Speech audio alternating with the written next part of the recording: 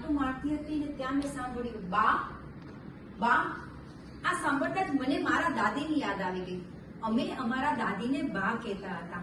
મારા બા ગોરા દેખાવડાને ખૂબ પ્રેમાળ હતા. મારા બા બહુ જ સુઘડ રીતે તૈયાર થતા. આમ ગુજરાતી ઢબનો સાડલો પહેરેલો હોય, માથામાં અંબોળો વાળી ફૂલ ખોશે અને કપાળમાં મોટો કંકુનો ચાંદલો કરેલો અને આમ ગરિમા પૂર્ણ ચાલતા હોય. મારા બાની નજર ઘરમાં ચારે તરફ ઘૂમતી હોય અને ઘરના દરેકે દરેક સભ્યનું એ ધ્યાન રાખતા હોય.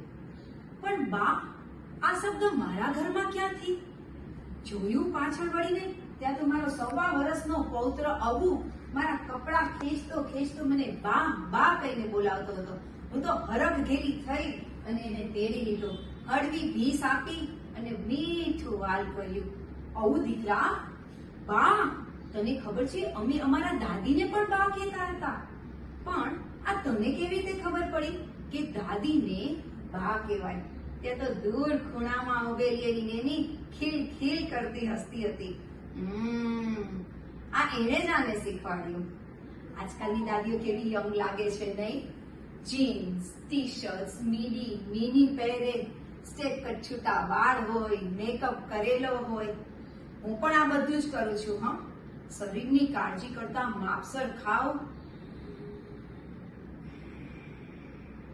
યોગા કરું અને માપસર વજન રાખું. ભલે ને હવે હું પણ સાંજે પહોંચવા આવીશ અને દાદી ના લાગતી હો, પણ મારા પૌત્રના મોઢે આ શબ્દ સાંભળી બહુ જ ગમ્યું. આ શબ્દ કેટલો પોતીકો, વાલો અને મીઠો લાગે છે.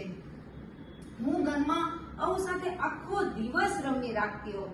હું આમ સંતાઈ જાઉં અને બા બા બા કરતો દોડો આવે અને મને કહું આવકી અને ખીલ ખીલ હસી પડે. હું કહું આવ આવ આવ અને બા બા બા કરતો ભાગતો આવે અને આવીને મારા પગ પકડી લે.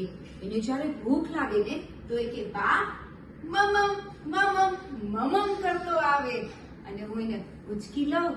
રસોડામાં જે એની થાળી પીરસું, રોટલીના ટુકડા અને દાળ ભાત શાક બધું મૂકું.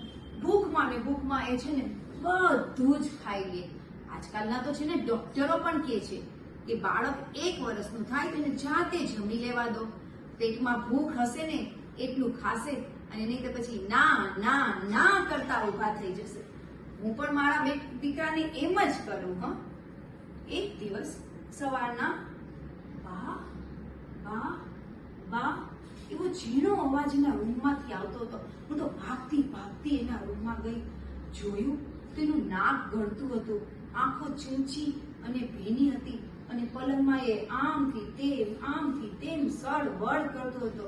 એને જેવી મને જોઈને એવો ઈશારો કરી અને એની બાજુમાં બેસવા કીધું. તરત મેં એને મારા ખોળામાં લીધો અને સુવડાવવાની કોશિશ કરી. સૂઈ ગયો જાણી મેં એને નીચે મૂક્યો, પણ ત્યાં તો બા બા કરતો રોડનો સવાજે પાછો ખોળામાં ઘલાયો.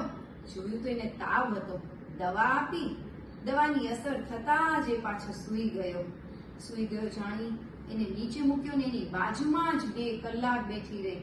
2 કલાક પછી તાવ ઉતર્યો ત્યાં તો હસતો રમતો પાછો બા બા કરીને મને ચોટ્યો.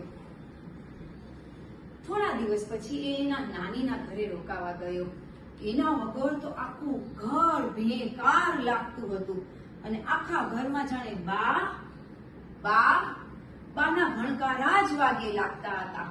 જેવો પાછો આવ્યો ને તો બા બા કરતો ચોટી પડ્યો.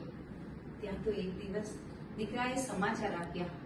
ઓફિસના કામ માટે લાંબા સમય માટે અમેરિકા રહેવાનું થશે. દીકરો અને વહુ તો પોતપોતાની તૈયારીમાં ઓતપ્રોત થઈ ગયા. પણ હું અમારા બાબુ અને એના બા બા વગર કેવી રીતે જીવી શકીશ?